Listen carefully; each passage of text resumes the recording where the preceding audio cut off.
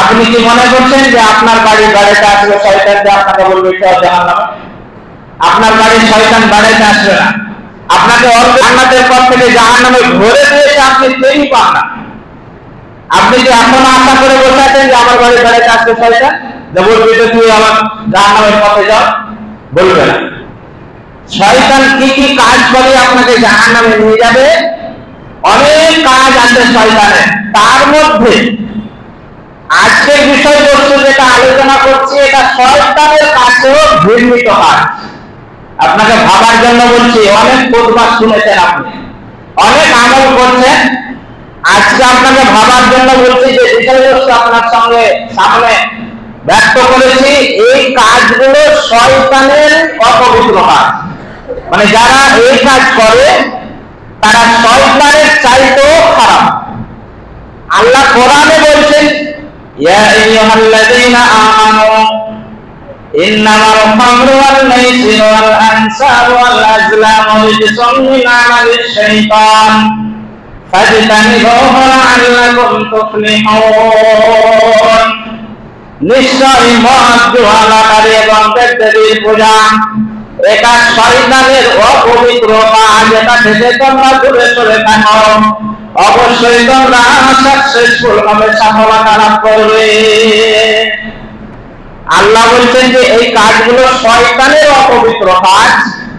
তাহলে আপনি যে এই কাজের সঙ্গে জড়িত আছেন, আপনার বিবেককে আপনি প্রশ্ন করেন যে আমি যে এই কাজে জড়িত আছি, এটা শয়তানও পছন্দ করে না, শয়তানের অপবিত্র কাজ। তাহলে আমি কি করে করি? মদ, জুয়া, লটারি ওপেনলি মদ খেয়ে কেউ মাতলামো করে না, অন্যান্য জায়গায় কিন্তু করে। কারণ আমাদের দিকে যাবেন, আমি মদ খেয়ে রাস্তায় চলছে আর গালি গালাজ করতে চলে যাচ্ছে, কেউ কিছু বলার নেই। মদ খেয়ে মাতলামো করে না, কিন্তু স্ট্যান্ডার্ড মদখোর আছে, স্ট্যান্ডার্ড মদখোর আছে। ওরা কিনে নিয়ে আসে দোকান থেকে, হয় বাড়িতে খায়, তাহলে বাইরে খেয়ে নেশাটা যখন কাটে তখন গ্রামে ঢুকতো। এটা হলো স্ট্যান্ডার্ড মদখোর। আল্লাহ এটাকে হারাম করেছে, আপনি খাচ্ছেন। দ্বিতীয় নম্বর, জুয়া। জুয়া এমন একটা পর্যায়ে এখন চলে গেছে যে মানুষদের আপনি ধরতে পারবেন না যে লোকটা জুয়া খেলে। আগে দেখেছি ছোটবেলায় জুয়া করতে গেলে তাস দরকার হতো, 3 পাত্তি 4 পাত্তি কি বলে ওইগুলো খেলার জন্য তাস দরকার হতো। এখন আর দরকার হয় হচ্ছে। এই যে মোবাইল আসার পরে কে জুয়াখোর আর কে ভালোখোর বুঝার কি চলে ভাই, এই মোবাইলে সব কিছু হচ্ছে।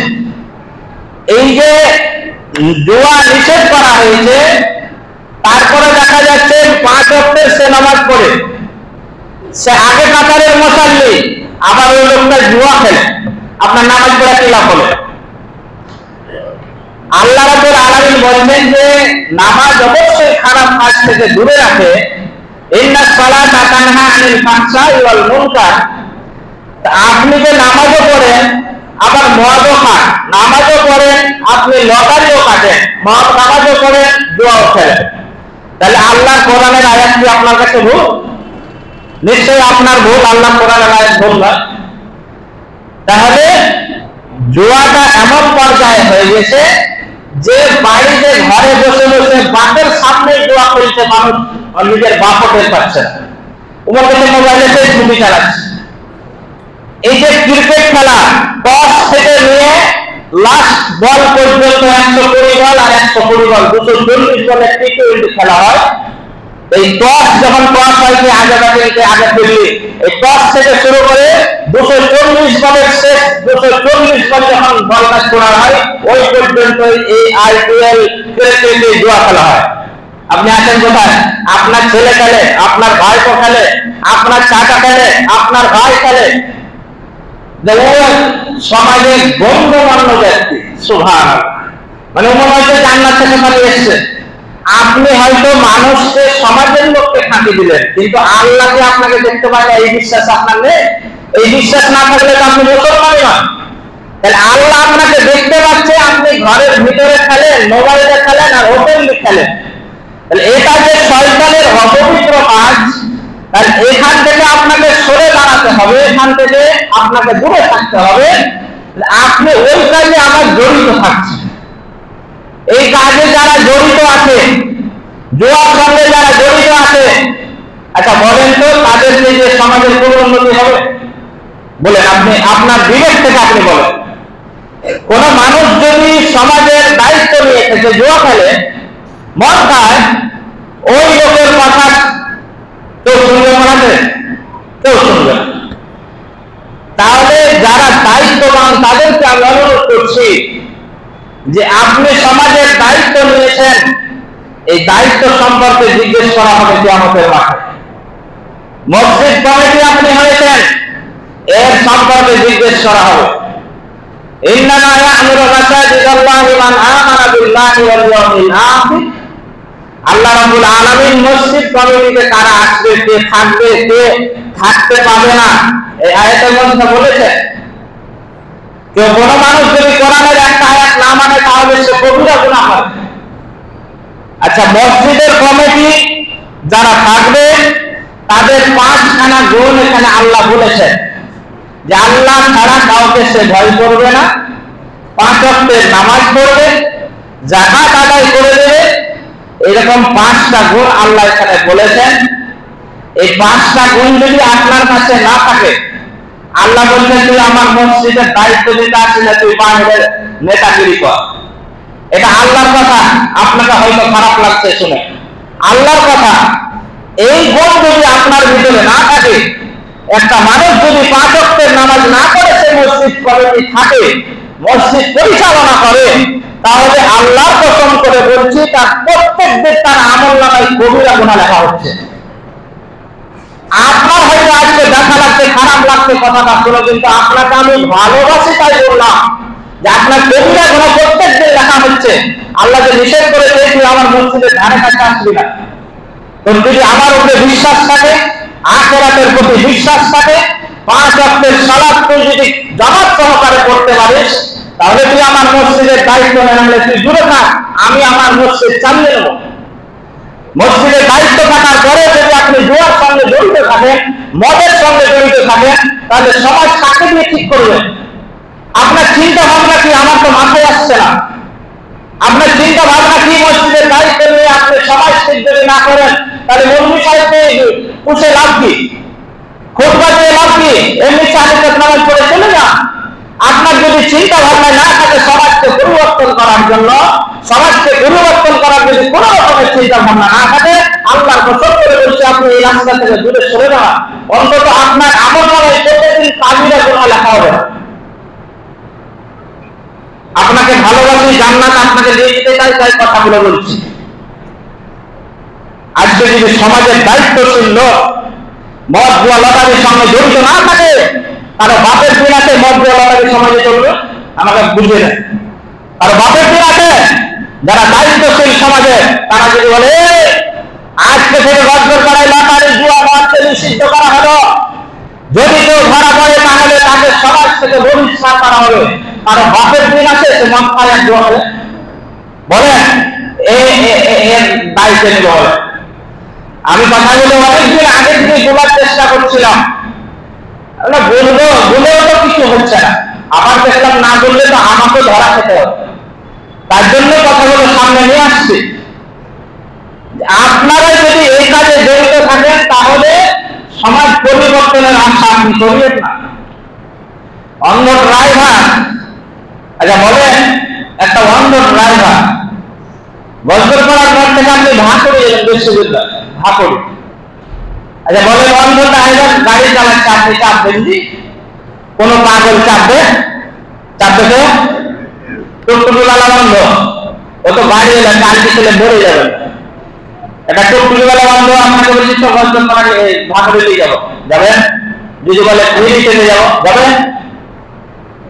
কোন ভালো মানুষ যার বিবেক আছে, বিবেকহীন যে নয়, যার কমন সেন্স, কমন বাড়তে যার সেন্সটুকু আছে, সে এখানে অন্ধ ড্রাইভারের গাড়িতে চাপবে না।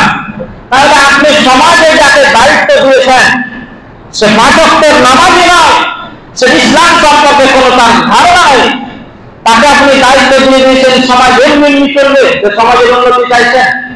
আপনি একটা অন্ধ ড্রাইভারের গাড়িতে এখানে চেপে যে আপনি আশা করতেন ঢাকারি পর্যন্ত আমাকে নিয়ে যেতে পারবে?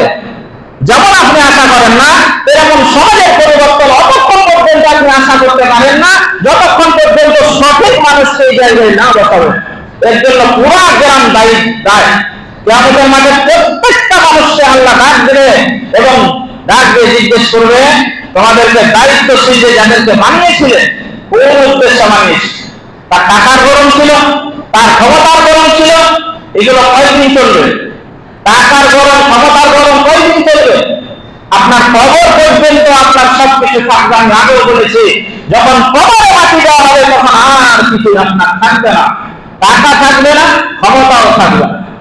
অতএব আমি মনে করি গজগজপাড়াকে যদি সংশোধন করতে হয়, গজগজপাড়ায় যদি পাপ মুক্ত করতে হয়, তাহলে দায়িত্বশীলদেরকে আগেই ঠিক হতে হবে। নচেত এরকম খুতবা যদি কিয়ামত পর্যন্ত হয়, আমি চ্যালেঞ্জ দিলাম, আমি হয়তো থাকবো না, কিন্তু আপনাকে লিখে দেন আজকে যে কিয়ামত পর্যন্ত খুতবা হলো গজগজপাড়ার কোনো পরিবর্তন আসবে না। মসজিদ খুতবাতে কে কে যায় আছে? মসজিদ খুতবাতে আজকে 1.5 বছর পার হয়ে গেছে, 52 সপ্তাহ আর আপনার এদিকে 25ই ধরে 52-25 কত 77 80টা খুতবা হচ্ছে। এই 80টা খুতবা দরকার নেই। কমিটি লোক আজকে বছর আজকে এলান করুন মদ জুয়া লটারি গজগজ করায় নিষিদ্ধ। দেখেন কালকে থেকে বন্ধ হয়েছে, হবে না বন্ধ? 100% হবে। কারো বাবার জন্য যেখানে মদ খেলে, মদ খায়, জুয়া খেলে, লটারি কাটে, কারো বাবার জন্য। কিন্তু তারা করবে না, তারা বলছে এইভাবে ছিল, তারাই তো মদ জুয়ার লটারির সঙ্গে জড়িত, তারা কি করবে? আপনি অন্ধ ড্রাইভার বসে রেখেছেন আর আশা করছেন ভাকুরি আমি যেতে পারবো? এটা তো পাগলও আশা করতে পারে না।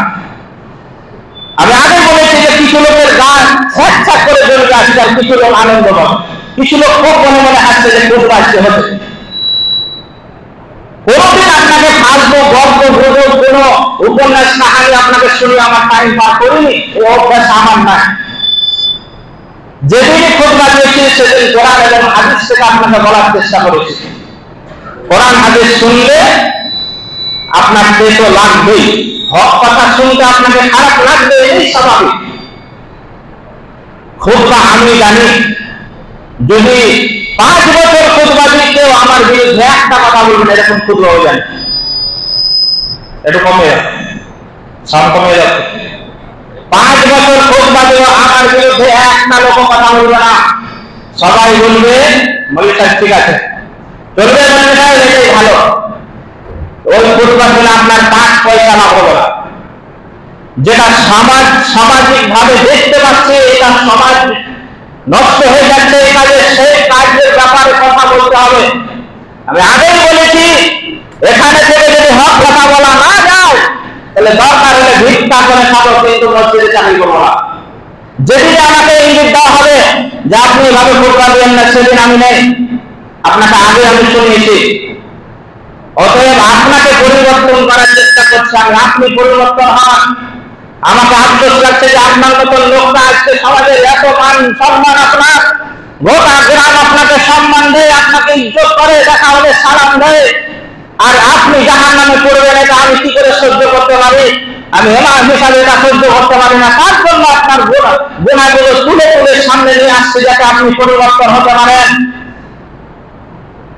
যদি আপনার নিয়ত থাকে আবু বকর ওসমানের মতো, এরকম নিয়ত নিয়ে যদি খুতবা শুনতে আসেন তাহলে আপনার পরিবর্তন আসবে। আর আপনার যদি নিয়ত থাকে আবু জেহেল উতবা শয়তানের মতন, তাহলে আপনার শয়তানি আরো বাড়বে। কি করে মৌলভী সাহেবকে তাড়ানো যায় এই চেষ্টা আপনার থাকবে। এই চেষ্টা যদি আপনার থাকে তাহলে আপনি জানবেন যে আপনার মন আবু জেহেল উতবা শয়তানের মতো।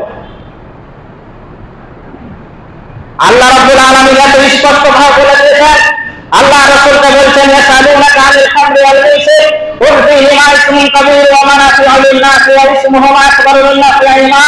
আল্লাহ রাসূলকে বলছেন, হে রাসূল আপনি বলুন, আপনাকে যখন মদ এবং জুয়ার লটারি সম্পর্কে জিজ্ঞেস করা হবে তখন আপনি বলুন যে এগুলো হচ্ছে মহা পাপ, এগুলো থেকে তোমরা দূরে সরে থাকো, এগুলো থেকে দূরে সরে থাকলে তোমরা সাফল্য লাভ করতে পারবে। আল্লাহ রাব্বুল আলামিন অন্য আয়াতের মধ্যে বলছেন, ইন্নামা ইউরিদু শাইতানু আন ইউকিয়া বাইনাকুমুল আদাওয়াতা ওয়াল বাগদা ফিল খামরি ওয়াল মাইসিরি ওয়া ইয়াসুদ্দাকুম আন যিকরিল্লাহি ওয়া আনিস সালাহ ফাহাল আনতুম মুনতাহুন। আল্লাহ কেন মদ জুয়া লটারি এবং দেবদেবীর পূজা নিষেধ করলেন তোমরা করলো না? আল্লাহ বলছেন এটা যদি তোমরা করো, এই মদ জুয়া দিয়ে শয়তান তোমাদের ভাতৃত্বকে নষ্ট করে দেবে, শয়তান তোমাদের যে বন্ধু আছে, তোমাদের আত্মীয় স্বজনের সঙ্গে, তোমাদের বন্ধু বান্ধবের সঙ্গে এই আত্মীয়তা তোমাদেরকে দূর করে দেবে, শয়তানের তোমাদের সম্পর্কটাকে ছিন্ন করে দেবে। তার জন্য তোমাদের মদ জুয়া লটারিটা হারাম করা হলো। এটা বাস্তবে আমরা দেখতে পাই না? একটা মানুষ যখন মৌলভী সাহেবের সঙ্গে দেখা হয়, বলছে আসসালামু আলাইকুম, ভালো আছেন, চা খেলেন? বলছে ওই লোকটাকে মদ খাওয়ান ওই লোকটাকে যে আমাকে ওইভাবে সালাম দিবে, ওই লোকটা যখন উল্টা পাল্টা আমাকে কথা বলবে, যখন মদ খায় তার ব্রেন মস্তিষ্ক সে হারিয়ে ফেলে। আমি তাকে কি বলছি, অনেক সময় গালি গুলো করে ভালো রাখতে এসে গালি দিচ্ছে মদ, তাই না? যে তার সঙ্গে একটা ঝগড়া হয়ে সম্পর্ক নষ্ট হয়ে যায়। আল্লাহ বলছেন শয়তান তোমাদেরকে মদ জুয়া দিয়ে তোমাদের আত্মীয়তা কেটে দিবে, সম্পর্ক নষ্ট করে দিবে। এটা তো আমরা হাতে হাতে দেখতে পাচ্ছি। আজকে আপনি গ্রামের ভালো মানুষ, জুয়ার সঙ্গে আপনি জড়িত আছে, আপনাকে অনুরোধ করছে আপনি ছেড়ে দেন। হয়তো আপনার গ্রামে কেউ জানে না। যুবক ভাই, তোমাদেরকে বলছি মোবাইলে জুয়া খেলছো, এটা তুমি ছেড়ে দাও, এটা আল্লাহ কিন্তু স্বয়ং দেখছে। কিয়ামতের মাঠে তুমি এ বলে ছাড় পাবে না অন্তত এই জুয়া মদ লটারির ব্যাপারে, যে আমি জানতাম না আল্লাহ, আজকে আপনাকে জানিয়ে দেওয়া হলো। মদ জুয়া লটারি দেবদেবীর পূজা দেবে, পূজার মণ্ডপে যে হাজির হওয়া, পূজার মণ্ডপে ডান্স করা, পূজার সময় যখন আমাদের দুর্গা পূজা, কালী পূজা আমাদের আছে, আমাদের যুবকেরা সেখানে গিয়ে ডান্স করে, সেখানে দুটি ছেলে দেখার জন্য সেখানে গিয়ে তার আনন্দ ফুর্তি করে, এগুলো করা যাবে না। এটা নিষেধ করেছেন আল্লাহ। তো এখান থেকে সতর্ক থাকতে হবে। এখান থেকে যদি সতর্ক না থাকেন, কিয়ামতের মাঠে আপনি ছাড় পাবেন না। আমি যেগুলো কথা আপনাকে বললাম কোরআন এবং হাদিস থেকে বলেছি, কারো সন্দেহ হলে আমি বারবার বলি যে কোন খুতবাতে যদি আমার বক্তব্যের সন্দেহ থাকে, যেমন স্যার কোথা থেকে বলেছে, আপনাকে সারাক্ষণ আমার দরজা খোলা আছে, আমার ঘরে যাবেন, আপনাকে আমি দেখিয়ে দেব। আজকের আলোচনা যেটা বললাম, সূরা বাকারার আয়াত নাম্বার 219, সূরা মাইদা আয়াত নাম্বার 90 এবং 91। মোবাইলে রেকর্ডিং হয় প্রত্যেকটা খুতবা। এই শামীম টিভি বলে যে আছে, আকরাম টিভি রেকর্ডিং করে, প্রত্যেকটা খুতবা চলে যায়, বিভিন্ন জায়গা থেকে দেখে এবং ফোন করে। যে এমন কথা বলা হয় যে আপনি ইমাম বক্তব্য দিয়ে এখনো মসজিদে আছে, সে গজর করার লোক ভালো, গজর করার লোক অবশ্যই ভালো। যেভাবে খুতবা দিলে অন্য জায়গায় এভাবে খুতবা দেয়, ঠিক আছে, অসম্ভব।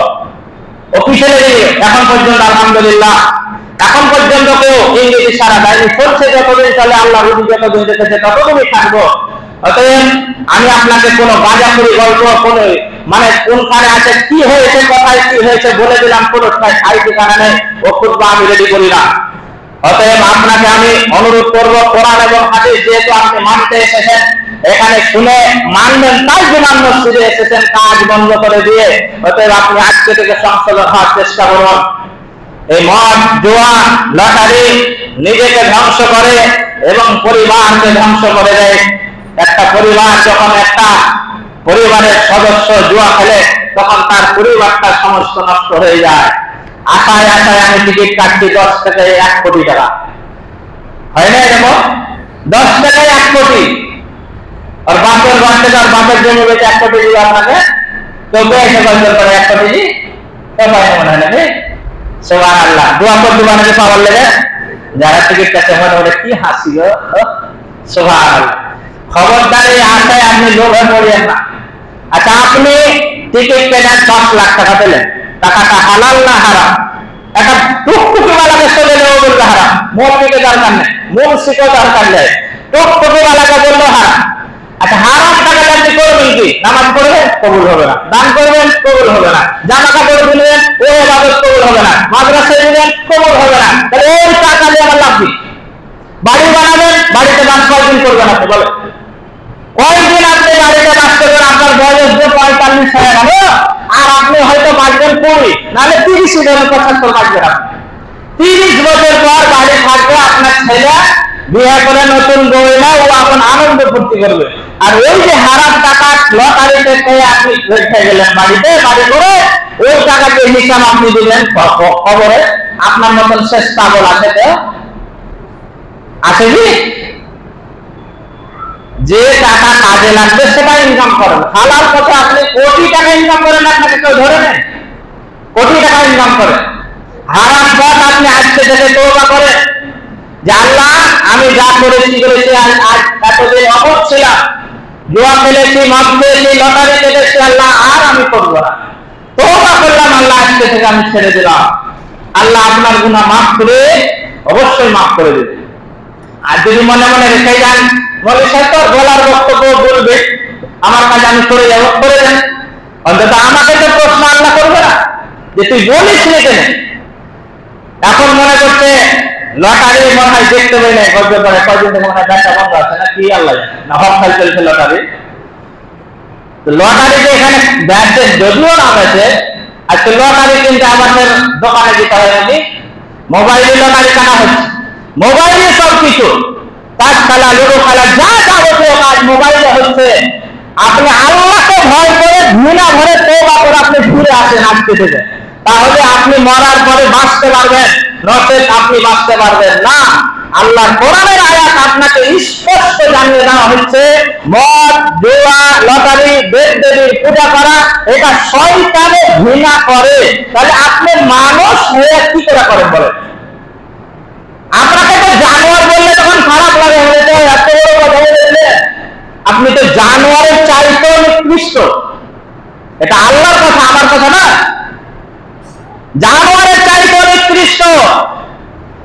যার কান আছে, চোখ আছে, বিবেক আছে, থাকার পরে সে ভালো কথা শুনলো, বিবেক দিয়ে সে বিবেক দিয়ে সে আলোচনা করলো না, বিবেক দিয়ে চিন্তা ভাবনা করলো না, সেই মানুষটাকে আল্লাহ বলতেন বল দল, সে পশুর চাইতে নিকৃষ্ট।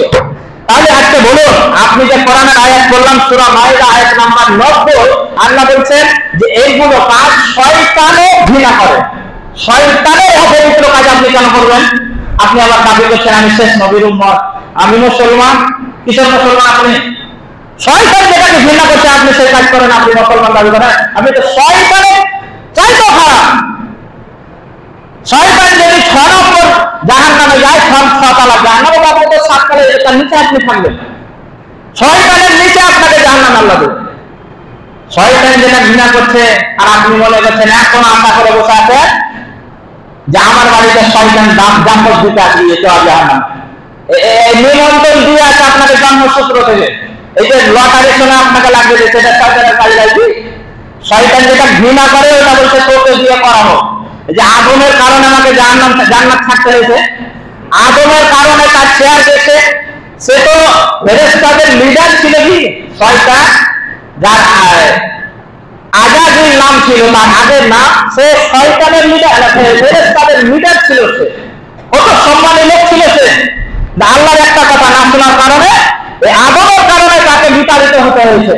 শয়তানের এখানে রাগ যে আদম তোর কারণে আমাকে জান্নাত ছাড়তে হলো, গদি ছাড়তে হলো, তোর যেগুলো দুনিয়াতে তোর সন্তানের আসবে ওদেরকে আমি ছেড়ে দেবো, ছেড়ে ছেড়ে আসতে বলে। শয়তানের কথা তো হাড়ে হাড়ে মিলে গেছে। আপনাকে মদের সঙ্গে লাগিয়ে দিয়েছে, কাউকে জুয়ার সঙ্গে লাগিয়ে দিয়েছে, কাউকে নারীর সঙ্গে লাগিয়ে দিয়েছে, কাউকে তাসের সঙ্গে লাগিয়ে দিয়েছে, কাউকে লুডুর সঙ্গে লাগিয়ে দিয়েছে, কাউকে কেরামের সঙ্গে লাগিয়ে দিয়েছে। এগুলো শয়তানের শাখা। আর কি করে বুঝালে আপনি বুঝবেন? এখানে আসেন, ঝুড়ে বদল আপনাকে বুঝাচ্ছে, আসেন আসেন চলে আসেন, ঝুড়ে বদলতে বুঝাবো। আপনি এখনো আশা করে বসে আছেন যে শয়তান আমাকে দাওয়াত দিতে আসবে জাহান্নামে চল। বুঝে এসছে আপনার? আমার প্রথম কার বাক্য আর শেষ বাক্য মিলছে। আশা করি আপনি বিবেকবান মানুষ, শিক্ষিত মানুষ, ইশারায় যথেষ্ট আপনার জন্য। আল্লাহর কাছে শেষের সময় দোয়া করছি, আল্লাহ যেন আমাদেরকে প্রত্যেকটা মানুষকে অন্তত জুয়া, মদ, লটারি, দেব-দেবীর পূজা থেকে আল্লাহ যেন আমাদেরকে হেফাজত করে। সকলে বলুন আল্লাহুম্মা আমিন। আল্লাহ তোমার কাছে আমরা গুনাহগার বান্দা দোয়া করছি, আমরা গুনাহ করব, এটাই স্বাভাবিক, আমরা মানুষ, ভুল আমাদের হবে। আল্লাহ সকলকে নিয়ে দোয়া করছি, আমাদের দোয়া কবুল না হলে ছোট ছোট বাচ্চা আছে মাদ্রাসার, ছোট ছোট হাফেজে কোরআনের, তারা এসছে যাদের এখনো গুনার খাতা চালু হয়, 8 বছর 10 বছরের সন্তানেরা, মাদ্রাসার ছেলে যারা 24 ঘন্টা কোরআন তেলাওয়াত করে, আল্লাহ তাদের দিক দেখে আল্লাহ তুমি আমাদের দোয়া কবুল করো, আমাদের জীবনের গুনাহকে আল্লাহ তুমি মাফ করে দাও। সকলে বলুন আল্লাহুম্মা আমিন। আল্লাহ যারা অসুস্থ অবস্থায় আছে তাদেরকে সুস্থতা দান করো, যারা কবরস্থ হয়ে গিয়েছে তাদের কবরকে নূরে মালামাল করে দাও। আল্লাহ যারা কোন রকমের যদি গলদর করায় বালা মুসিবত আসার থেকে আল্লাহ তুমি দূর করে দাও। সকলে বলুন আল্লাহুম্মা আমিন। ওয়া মা আলাইনা ইল্লাল বালাগ।